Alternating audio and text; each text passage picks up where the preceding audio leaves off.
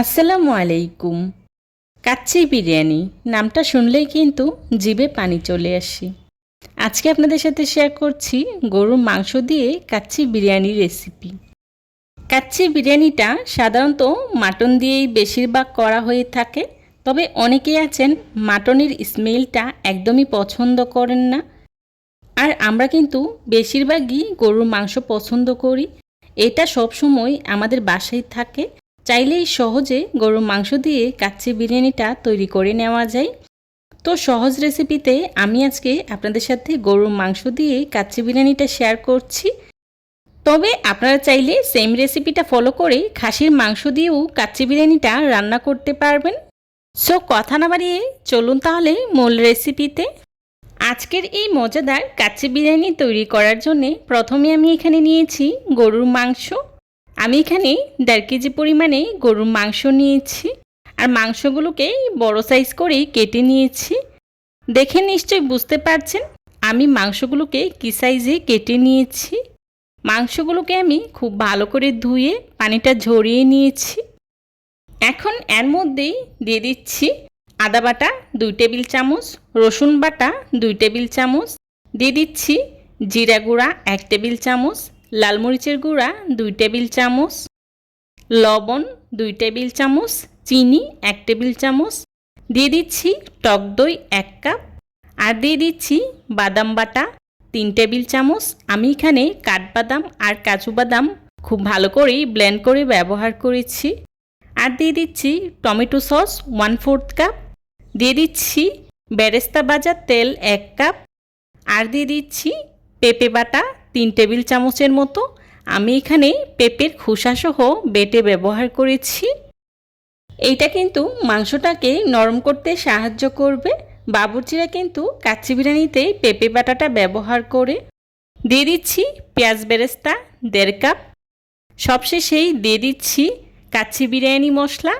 আমি এখানে রেডিমেড কাচ্চি বিরিয়ানি মশলাটা ব্যবহার করেছি। আপনারা চাইলে বাসায় তৈরি করেও ব্যবহার করতে পারেন। এখন আমি এখানে মশলাটার 3 ভাগের 2 ভাগ ব্যবহার করেছি, বাকি 1 ভাগ পরে ব্যবহার করব। এবার সবগুলো উপকরণ একসাথে খুব ভালো করেই মাখিয়ে নেব। আমি হাতের সাহায্যে বেশ অনেকটা সময় নিয়েই মশলাটাকে মাংসের সাথে খুব ভালো করেই মাখিয়ে নিয়েছি। এখন মাংসটাকে আমি ঢাকনা দিয়ে ঢেকে 2 থেকে 3 ঘন্টার জন্যে রেস্টে রেখে দেব। তবে আপনাদের হাতের কাছে যদি সময় কম থাকে তাহলে 1 ঘন্টার জন্য হলেও রেস্টে রাখবেন। এতে করে মশলাটা মাংসের ভিতরে পারফেক্টলি ঢুকে যায়। তবে বাবুর্চিরা কিন্তু কাচ্চি বিরিয়ানির এই মাংসটাকে 2 থেকে 3 ঘন্টার জন্যেই রেস্টে রাখেন। এদিকে মাংসটাকে আমি রেস্টে রেখে অন্যদিকে বাকি যে উপকরণগুলো আছে সেগুলো আমি তৈরি করে নিচ্ছি। প্রথমে এখানে নিয়েছি আলু। আলুটাকে আমি খোসা ছাড়িয়ে খুব ভালো করে ধুয়ে পরিষ্কার করে নিয়েছি। এখন এর মধ্যে দিয়ে দিচ্ছি সামান্য কিছুটা লবণ, আর দিয়ে দিচ্ছি সামান্য কিছুটা ফুড কালার। এখন খুব ভালো করেই মাখিয়ে নিচ্ছি। আমি এখানে বেশ কয়েকটা বেশি পরিমাণে আলু নিয়েছি, কারণ আমার বাসায় কাচ্চির এই আলুটা সবাই খুব বেশি পছন্দ করে। আপনারা আপনাদের প্রয়োজন অনুযায়ী নিয়ে নেবেন। মাখানো হয়ে গিয়েছে। এবার আলুটাকে আমি এক সাইডে রেখে দিচ্ছি। অন্যদিকে একটি বাটিতে নিয়েছি দুধ 1 কাপ। এখন এর মধ্যেই দিয়ে দিচ্ছি 1 চা চামচ গোলাপ জল, আর দিয়ে দিচ্ছি 1 চা চামচ কেওড়া জল, দিয়ে দিচ্ছি 3 টেবিল চামচ ঘি। এখন সব কিছুকে আমি একসাথে খুব ভালো করে মিশিয়ে নেব। মেশানো হয়ে গেলেই এক সাইডে রেখে দিচ্ছি। আজকের এই মজাদার কাচ্চি বিরিয়ানি রান্না করার জন্যে আমি এখানে 1.5 কেজি গরুর মাংসের জন্য 1 কেজি পরিমাণে বাসমতি চাল নিয়েছি। তবে আপনারা চাইলে এখানে বাসমতি চালের পরিবর্তে চিনি গুঁড়া চালটাও ব্যবহার করতে পারবেন। তবে বাসমতি চালটা দিয়ে কাচ্চি বিরিয়ানি রান্না করলে দেখতে যেমন লোভনীয় লাগে, আর খেতেও কিন্তু ভীষণ মজার হয়। এখন চালটাকে আমি খুব ভালো করে ধুয়ে নেব। চালটাকে খুব ভালো করে ধুয়ে 10 মিনিটের জন্য পানিতে ভিজিয়ে রাখব। 10 মিনিট ভিজিয়ে রাখার পর চালগুলোকে আমি সিদ্ধ করে নেব। চালটাকে সিদ্ধ করার জন্যে চুলায় একটি প্যান বসিয়েই পরিমাণ মতো পানি ফুটিয়ে নিয়েছি। পানির পরিমাণটা একটু বেশি করে নিতে হবে যেন ভাতটা ভালো করে সিদ্ধ করতে পারেন এবং পানিটা যেন আঠা আঠা না হয়ে যায়। এখন এর মধ্যে দিয়ে দিচ্ছি কাচ্চি বিরিয়ানির রেডিমেড যে গোটা মশলার প্যাকেটটা আছে ওটা, দিয়ে দিচ্ছি লবণ 1 টেবিল চামচ, আর দিয়ে দিচ্ছি আগে থেকে ধুয়ে রাখা বাসমতি চাল। এবার খুব ভালো করেই নেড়ে নিচ্ছি। চালটাকে আমি 50%-এর মতো সিদ্ধ করে নেব, পুরোপুরি সিদ্ধ করে নেওয়া যাবে না, তাহলে কিন্তু কাচ্চিটা রান্না করার পর ভাতটা ঝরঝরে থাকবে না, ভাতটা আঠা আঠা হয়ে যাবে। বলক চলে আসার পর ভাতটাকে আমি 2 মিনিটের মতো রান্না করে নিয়েছি। তারপর চুলা থেকে নামিয়ে একটি স্ট্যানারের সাহায্যে পানিটা খুব ভালো করে ঝরিয়ে নিয়েছি। এবার আমি যে মাংসটাকে ম্যারিনেট করে 3 ঘন্টার জন্য রেস্টে রেখেছিলাম ওটাকে আমি বড় একটি পাত্রে ঢেলে নিচ্ছি। আমার মনে হচ্ছে এই পাত্রে কাচ্চিটা নিবে না, তাই আমি বড় একটি পাত্রে ঢেলে নিচ্ছি। মাংসটা ঢেলে নেওয়া হয়ে গেলে উপর থেকে দিয়ে দিচ্ছি আগে থেকে তৈরি করে রাখা আলু। আলুটা অনেকেই বেজে দেন, বেজে দিলে এর মধ্যে ভালোভাবে মশলা ঢুকতে চায় না।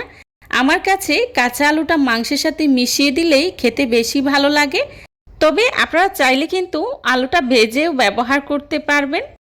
আলুটা দেওয়া হয়ে গেলেই উপর থেকেই দিয়ে দিচ্ছি কিছুটা ফুড কালার। আমি এখানে অল্প কিছুটা পানির সাথে জর্দা কালারটা মিশিয়েই ব্যবহার করেছি, তবে আপনারা চাইলে কিন্তু দুধের সাথেও জর্দা কালারটা মিশিয়ে ব্যবহার করতে পারবেন। এবার উপর থেকে দিয়ে দিচ্ছি আমরা যে ভাতটা 50% সিদ্ধ করে রেখেছিলাম ওটা। আমি কিন্তু এখানে গরম গরম ভাতটাই ব্যবহার করেছি, তবে আপনারা চাইলে কিন্তু ঠান্ডা করেও ব্যবহার করতে পারবেন। এবার উপর থেকেই দিয়ে দিচ্ছি আগে থেকে তৈরি করে রাখা দুধের মিশ্রণটা। এখন উপর থেকেই দিয়ে দিচ্ছি আমি যেই রেডিমেড কাচ্চি বিরিয়ানির বাকি মশলাটুকু রেখেছিলাম ওটা। দিয়ে দিচ্ছি কিছুটা পেঁয়াজ বেরেস্তা, আর দিয়ে দিচ্ছি কিছুটা কিশমিশ, দিয়ে দিচ্ছি কাজু বাদাম। আমি এখানে কাজু বাদামটা আস্তই ব্যবহার করেছি, তবে আপনারা চাইলে কিন্তু গুঁড়ো করে ব্যবহার করতে পারবেন। দিয়ে দিচ্ছি কিছুটা ফুড কালার, আর সবশেষে দিয়ে দিচ্ছি কিছুটা আলু বোখারা। এই আলু বোখারার জন্যে আমার কাছে কাচ্চি বিরিয়ানিটা খেতে খুবই ভালো লাগে, তবে আপনাদের কার কাছে কেমন লাগে জানি না। বিশেষ করে আমার কাছে আলু বোখারার জন্যেই কাচ্চি বিরিয়ানিটা খেতে খুবই ভালো লাগে। দিয়ে দিচ্ছি 7-8টার মতো কাঁচামরিচ। এবার ঢাকনা দিয়ে ঢেকে ঢাকনার চারপাশ দিয়ে আমি আটার ডো দিয়ে সিল করে দেব, যাতে করে ভাপটা বেরিয়ে না আসতে পারে। আপনারা চাইলে কিন্তু এখানে ফয়েল পেপারটাও ব্যবহার করতে পারেন, তবে আমার কাছে মনে হয় ফয়েল পেপারের চেয়ে আটার ড্রো দিয়ে সিল করলেই বেশি ভালো হয়। ঢাকনার উপরে যে ছিদ্রটা আছে ওটাকেও আমি খুব ভালো করেই বন্ধ করে দেব। দেখতেই পাচ্ছেন আমি আগে থেকেই আটা কিছুটা নরম করে গুলিয়ে রেখেছিলাম। এখন চারপাশ দিয়ে খুব ভালো করে সিল করে দিচ্ছি। খুবই সহজ রেসিপিতে আজকের এই কাচ্চি বিরিয়ানির রেসিপিটা আপনাদের সাথে শেয়ার করার চেষ্টা করেছি। আশা করছি আপনাদের কাছে খুবই ভালো লাগবে। আমার রেসিপিটা প্রথম থেকে শেষ পর্যন্ত ফলো করে আপনারা যদি বাসায় ট্রাই করেন তাহলে আপনার কাচ্চি বিরিয়ানিটাও একদম পারফেক্ট হবে আর খেতে ভীষণ মজার হবে। রিকোয়েস্ট থাকবে একবার হলেও আমার রেসিপিটা ফলো করে বাসায় ট্রাই করবেন, তাহলেই বুঝতে পারবেন খেতে কতটা মজার হয়। এবার পাত্রটাকে আমি চুলায় বসিয়ে প্রথম 10 মিনিট চুলার আঁচটা একদম হাই হিটে রেখেই রান্না করে নেব। তারপর চুলার আঁচটা একদম লোতে করে 1 ঘন্টার জন্য আমরা দমের উপর রেখে দেব, এতে করে বিরিয়ানিটা একদম পারফেক্ট হবে। বিরিয়ানিটাকে আমি 1 ঘন্টা পর চুলা থেকে নামিয়ে চুলার পাশেই এভাবেই রেখে দিয়েছিলাম 30 মিনিটের জন্য। তারপর 30 মিনিট পর আপনাদের সাথে পরিবেশন করছি। চেষ্টা করেছি খুবই সহজভাবে আজকের এই রেসিপিটি আপনাদের সাথে শেয়ার করার জন্যে। আশা করছি আমার আজকের এই রেসিপিটি আপনাদের কাছে খুবই ভালো লাগবে। যদি ভালো লেগে থাকে তাহলে অবশ্যই লাইক কমেন্ট শেয়ার করতে ভুলবেন না। আপনাদের একটি লাইক এবং একটি কমেন্টস আমাদেরকে নতুন নতুন কন্টেন্ট তৈরি করতে অনেক উৎসাহিত করে। দেখতেই পাচ্ছেন বিরিয়ানিটা দেখতে কতটা পারফেক্ট হয়েছে, আর খেতেও কিন্তু ভীষণ মজার হয়েছিল। আসলে যে কোনো রান্নার ধরন, উপকরণ এবং কালার দেখলেই বোঝা যায় রান্নাটা কতটা পারফেক্ট হয়েছে। অনেকেই আছেন কাচ্চি বিরিয়ানি রান্না করতে ভয় পান এবং ঝামেলা মনে করেন, তবে আমার রেসিপিটা ফলো করে আপনারা যদি বাসায় ট্রাই করেন তাহলে আশা করছি আপনাদের কাছে কাচ্চি বিরিয়ানি রান্নাটা একদম সহজ হয়ে যাবে। দেখতেই পাচ্ছেন আমার বিরিয়ানির চালটা কতটা ঝরঝরে হয়েছে। এখন আমি বিরিয়ানিটাকে একটি সার্ভিং ডিশে সার্ভ করে নিচ্ছি। আমার আজকের এই রেসিপিটি যদি আপনাদের কাছে ভালো লেগে থাকে তাহলে অবশ্যই ফ্রেন্ডস অ্যান্ড ফ্যামিলির সাথে শেয়ার করবেন। আমার আজকের এই কাচ্চি বিরিয়ানিটা খেতে কতটা যে মজার হয়েছিল সেটা কিন্তু আপনাদেরকে বলে বোঝানো সম্ভব না, সেটা শুধু খেয়েই উপলব্ধি করতে পারবেন। যারা এতক্ষণ ধৈর্য সহকারে আমার ভিডিওটি দেখেছেন তাদেরকে জানাই অসংখ্য ধন্যবাদ। এই ধরনের সব ঘরোয়া এবং মজার মজার রেসিপি পেতে আমার চ্যানেলটি ভিজিট করে আসবেন প্লিজ। আমার পরবর্তী রেসিপি দেখার আমন্ত্রণ জানিয়ে আজকের মতো এখানেই বিদায় নিচ্ছি। সবাই ভালো থাকবেন, সুস্থ থাকবেন। আল্লাহ হাফেজ।